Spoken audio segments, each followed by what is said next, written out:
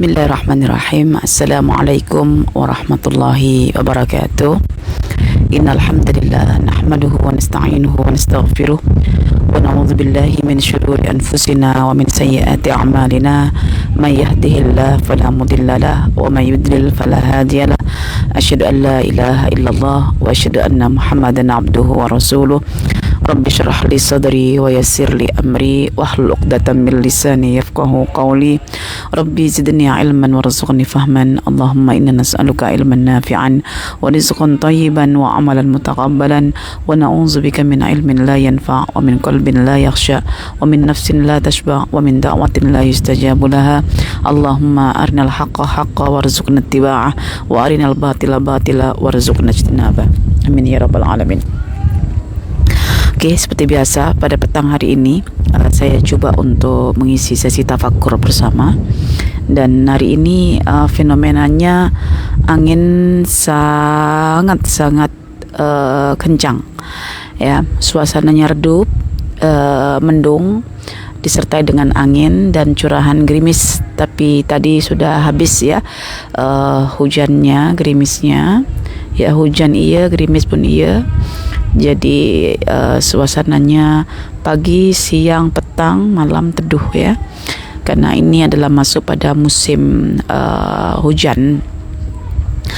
Musim hujan itu satu musim yang mengiringi musim kemarau. Jadi kita juga belajar daripada musim itu bahwa hakikatnya musim kemarau tidak selamanya kemarau dan musim hujan tidak selamanya hujan.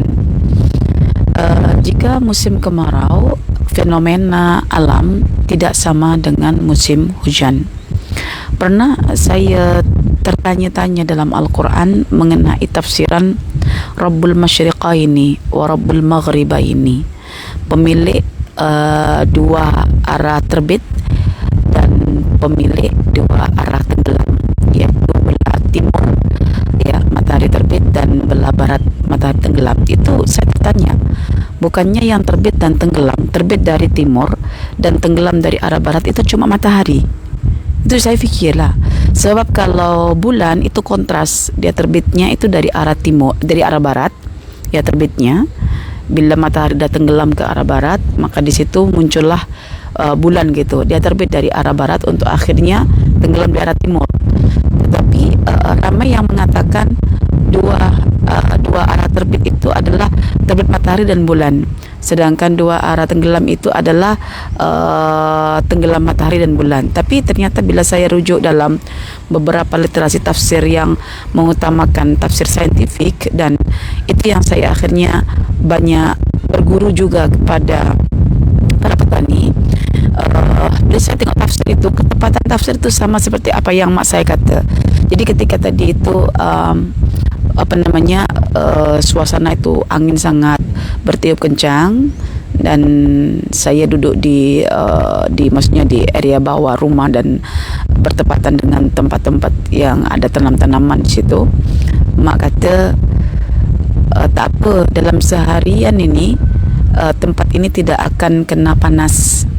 Kenapa mak? Sebab mataharinya itu ketika musim penghujan, dia terbit mengarahnya itu dia terbit dari timur, tetapi posisi matahari ketika tengah hari itu dia tidak berada di sebelah utara, maksudnya dari timur utara gitu ya, tidak, tetapi dia timur selatan. Jadi saya tunggu je memang matahari itu ternyata dari selatan. Dan pengalaman saya masa kecil juga begitu, ketika saya sentiasa menghabiskan hari di siang ya, di siang itu dengan berbaring-baring di atas katil buluh ya, dan di atas katil buluh itu yang tidak ada gentingnya, karena gentingnya pecah gitu. Saya perhati bahwa perubahan cahaya matahari yang mengena badan saya itu dari bulan ke bulan itu tidak sama gitu. Dan ketika musim penghujan itu badan saya tidak terkena oleh matahari itu tepat di tengah-tengah, tak kena, karena dia lebih mengarah ke arah selatan.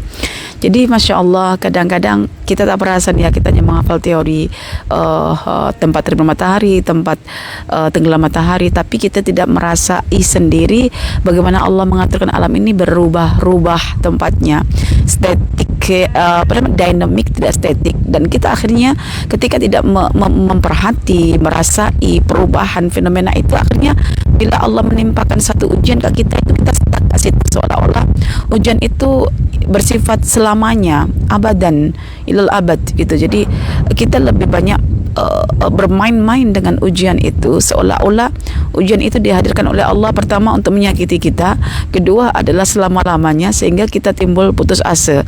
Padahal kalau kita belajar tentang pola di alam semesta yang sentiasa bergulir dari waktu ke waktu, yang mengalami perubahan, itu hakikatnya Allah nak kata kepada kita, apa yang kau alami itu tidak selama-lamanya. Bila kau bahagia, jangan kau sombong karena tak selama-lamanya. Bila kau susah, jangan terlalu menderita karena engkau tidak selama-lamanya, begitu.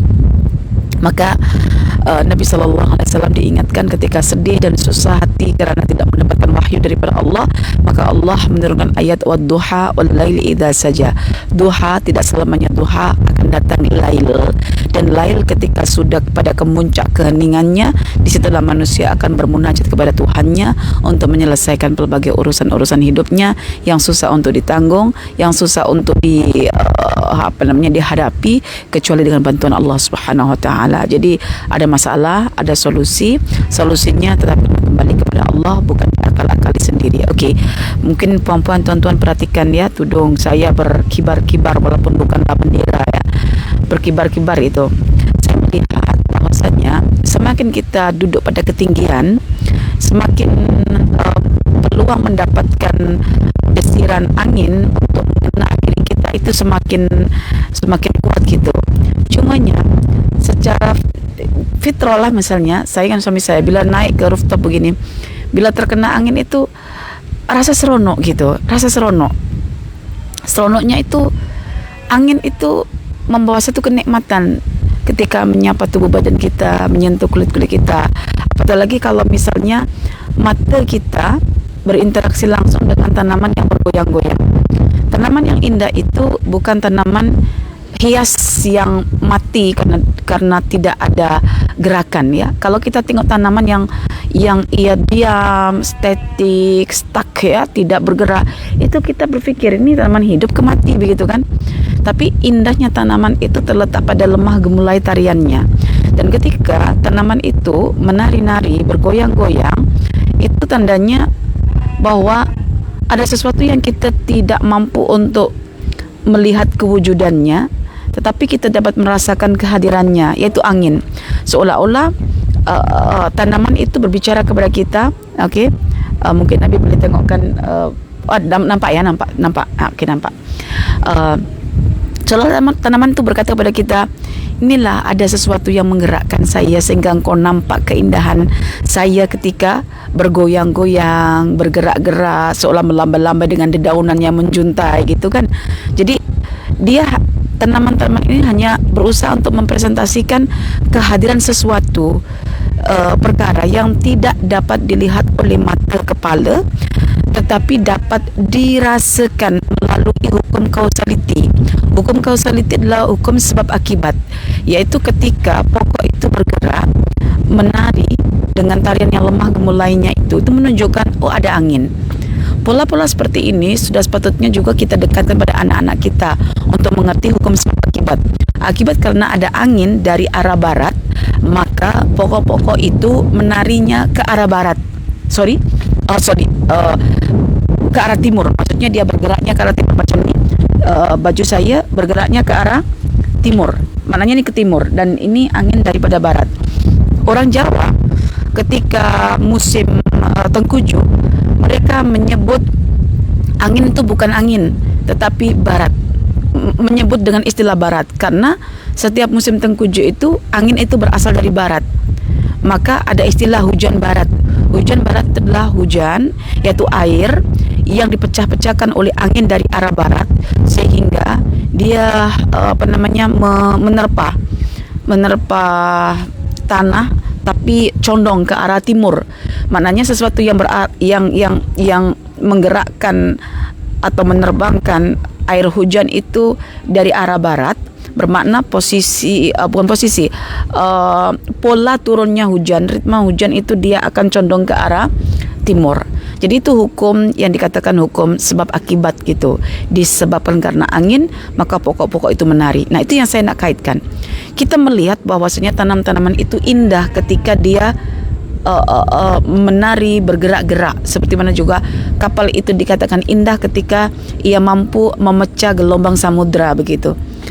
Bila angin menggerakkan tanaman dan kita melihat tanaman itu jadi indah, ternyata angin itu adalah sebuah falsafah yang tidak hanya kita fahami sebagai sesuatu yang menggerakkan, tetapi sesuatu yang boleh menguji ketahanan.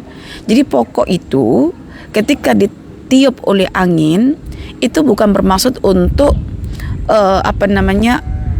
menyakiti pokok itu, ataupun untuk menumbangkan pokok itu, ataupun untuk perkara-perkara yang dipandang buruk oleh pokok itu, tetapi untuk menguji kualiti akar pokok itu.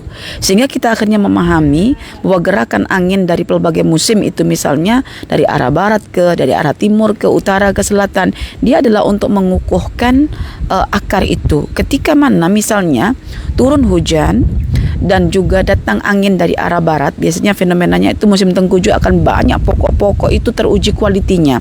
Banyak yang tumbang, banyak yang tercerabut. Maka seorang petani akan melihat, oh ini pokok ketika misalnya dia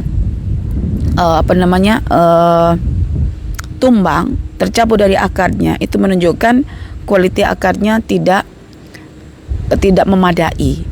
Jadi petani yang bagus akan belajar dari situ bagaimana ketika menanam pokok itu dia akan membenamkan batang itu sampai ke dalam, supaya akar itu akan menghujam ke dalam. Ketika timbul ataupun hadir angin itu, dia tidak akan menumbangkan, tetapi hanya untuk menggugurkan daun-daunnya yang kering. Nah, seperti itu juga ketika kita sudah menganggap bahwasannya hati kita itu laksana tanah, kemudian tanaman itu laksana iman kita, buah dari tanaman itu laksana pahala atas amal kita, maka sesungguhnya pelbagai jenis dosa-dosa yang tidak memerlukan untuk dilakukan pertaubatan, yang cukup boleh hilang dengan adanya amal-amal soleh, ataupun yang boleh dihilangkan dengan adanya kesabaran terhadap musibah, maka disitulah fungsi adanya ujian yang menimpa hidup kita. Bahwa ujian yang menimpa hidup kita itu adalah bertujuan satu, untuk membersihkan kotoran maknawi atau dosa-dosa yang ada dalam hati kita, dan yang kedua adalah untuk meneguhkan, untuk mengakarkan dengan sedalam-dalamnya iman yang sudah kita terbitkan melalui pemikiran kita terhadap ayat-ayat Allah yang menunjukkan Allah itu wujud, yang menunjukkan bahwasannya pencipta, pengatur alam semesta itu Allah, yang menunjukkan bahwa Allah itu satu-satunya Tuhan yang disembah, yang menunjukkan bahwasannya Allah itu memiliki nama-nama dan sifat-sifat yang indah. So akhirnya kita boleh melihat bahwasannya ketika iman itu sudah kita rilis, dia iman ini maksudnya akan menuntut adanya sebuah amal. Jadi angin yang berhembus kencang itu bukan bertujuan untuk menyakiti sebatang pokok yang ditumbuhkan oleh yang ditanam oleh seorang petani, tetapi untuk menguji kualiti akar bagi pokok yang ditanam oleh petani itu. Petani yang bijak, dia akan belajar satu perkara, bahwa membenamkan batang pokok sedalam-dalamnya itu adalah merupakan cara untuk menumbuhkan pokok itu dengan sempurna, untuk akhirnya berbuah secara sempurna. Kata Ibnu Athaillah Sakandari, ya, benamkan dirimu pada tanah kehinaan, karena sebuah pokok yang sempurna itu tidak akan tumbuh, karena sebuah pokok itu tidak akan tumbuh dengan sempurna dan menghasilkan buah yang sempurna, melainkan jika ia ditanam dengan sedalam-dalamnya. Jadi kita juga begitu, kalau sudah beriman, berimanlah sedalam-dalamnya. Kalau kita sudah belajar dan percaya Al-Quran, belajarlah sedalam-dalamnya. Jangan belum dalam tapi kita sudah siap menanggung ujian. Jadi kalau perhatikan kan, kalau musim tengkujuh begini, perhatikan banyak pokok yang akan ditumbangkan oleh Allah. Itu satu pelajaran, satu fenomena. Dan pokok-pokok itu ibarat kita lah. Jangan kita just tengok pokok saja, lepas itu kita kata, ya tumbang. Bagaimana seandainya angin itu diibaratkan seperti mana ujian? Bagaimana seandainya jika pokok itu diibaratkan seperti kita? Bagaimana seandainya akar pada pokok yang dalam itu diibaratkan seperti iman dalam hati kita? Tidakkah kita melihat, afala yatafakkarun, bahwa Allah mengajarkan kita secara real, misalnya ketika banyak orang memalsukan teori-teori melalui tulisan, tetapi tidak ada satu pun yang boleh memalsukan data alam semesta. Anda boleh baca buku apa saja, tapi Anda akan risau, benar ke tidak buku ini ketika menjelaskan sesuatu. Tapi Anda tidak akan pernah risau ketika berinteraksi dengan alam semesta, karena semuanya diatur oleh Allah, bukan di-create oleh manusia. Maka ketika pokok itu disirami air dengan begitu teraturnya, dia juga akan tumbuh dengan begitu baiknya. Tapi ketika pokok itu tak disiram langsung oleh air, maksudnya hujan tak turun gitu, atau manusia tangannya enggan untuk menyiram begitu, maka daun kuning itu akan terjadi. Jadi kuningnya daun itu kejujuran pada sebuah pokok. Ini aku tak disiram, maka aku menguning. Menguning tandanya aku menyerap daripada batang-batang yang ada. Bila batang sudah mengering, batang akan menyerap pada akarnya. Jika akar sudah tidak berhubungan dengan air, maka akan matilah yang namanya tanaman itu. Jadi seperti itu sahabat-sahabat sekalian, semakin kita berada pada puncak ketinggian, semakin sangat possible ya, berkemungkinan sangat luar biasa Allah menguji kita. Saya memperhatikan pokok apa namanya, pokok pisang. Pokok pisang itu dedaunannya, kita boleh tengok kan ya situ. Pokok pisang itu dedaunannya itu bagian tengah itu dia akan menjulang paling tinggi. Tetapi itulah yang dihancur-hancurkan oleh angin. Maksudnya daun itu tidak ada yang utuh. Daun itu akan terkoyak-koyak sehabis-habisnya koyak. Okey. Tetapi walaupun koyak bagaimanapun daun pokok pisang itu tetap ia menghasilkan buahnya. Jadi sehancur-hancurnya tubuh badan kita diuji oleh Allah tetap akan membiaskan buahnya, yaitu apa?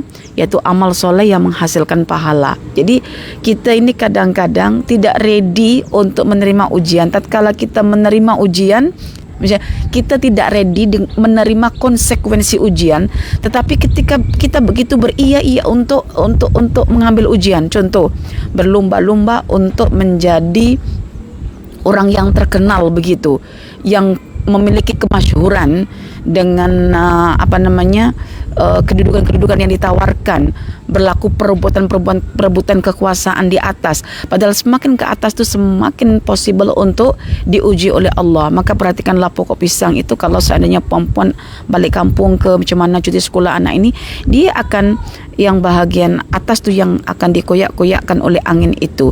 Tapi itulah yang saya kata, banyak orang yang sebetulnya tidak ready dengan konsekuensi kedudukan, tapi begitu berkejar-kejaran dengan kedudukan.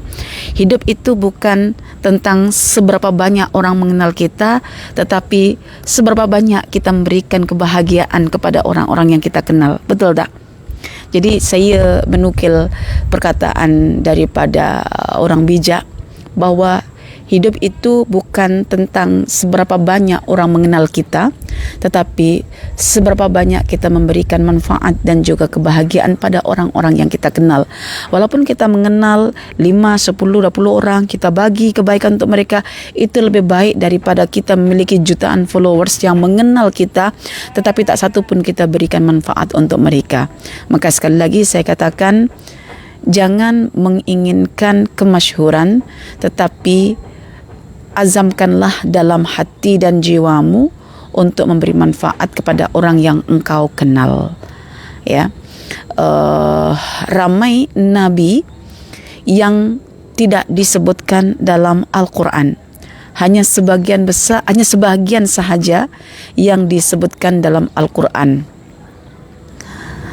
Jadi, adakah nabi yang tidak disebutkan oleh Allah dalam Al-Quran itu akan terkurang kedudukannya karena tak disebut dalam Al-Quran? Kita pun akan bertanya. Saya dulu bertanya, kenapa ustaz-ustaz ketika mengajar saya dulu itu, muallim-muallim itu, nabi itu jumlahnya ribuan, banyak. Tetapi yang disebutkan dalam Quran itu yang kita kenal ya 25 nabi dan rasul itu. Lalu bakinya itu kat mana? Tak dijelaskan oleh Allah. Maknanya sesuatu yang kita zahirkan itu tidak lebih banyak daripada yang kita simpan. Sepatutnya apa yang kita simpan berupa kebaikan itu yang lebih banyak berbandingkan yang kita zahirkan. Ada kalanya perkara itu wajib kita zahirkan yang baik, ada kalanya perkara baik itu kita batinkan. Tetapi yang kita batinkan itu, yang kita sembunyikan itu kena jauh lebih banyak daripada yang kita zahirkan. Buktinya nabi dan rasul itu juga dikatakan yang diceritakan oleh Allah lebih sedikit berbandingkan yang tidak diceritakan. Tetapi dari situ akhirnya kita belajar hidup itu bukan tentang kemasyhuran, tapi hidup itu seberapa banyak kita memberi manfaat kepada orang yang kita kenal. Itulah falsafah daripada kehidupan. Jangan mengejar kedudukan. Jika kita tidak layak untuk menerima konsekuensi atas kedudukan itu, tolong tinggalkan kedudukan itu, karena ujian ketika kita berada di ketinggian itu sangat besar, seperti mana ketika daun itu menjulang, ranting atau daun-daun itu menjulang tinggi ke angkasa itu, dia possible untuk diterpa angin lebih banyak berbanding yang ada di bawah. Maka sekali lagi saya katakan, alam semesta bila kita tafakkur, terhadap alam itu, ia menyajikan mada-mada yang jujur. Tetapi bila kita membaca buku, kita kena berhati-hati. Belum tentu setiap pesan-pesan yang disampaikan dalam buku itu bersifat jujur dan mengajak manusia untuk kembali kepada Allah. Wallahu a'lam. Aqulu qauli hadza wa astaghfirullah li wa lakum. Subhanakallahumma wa bihamdika asyhadu an la ilaha illa anta astaghfiruka wa atubu ilaik. Walhamdulillahirabbil alamin. Wassalamualaikum warahmatullahi wabarakatuh.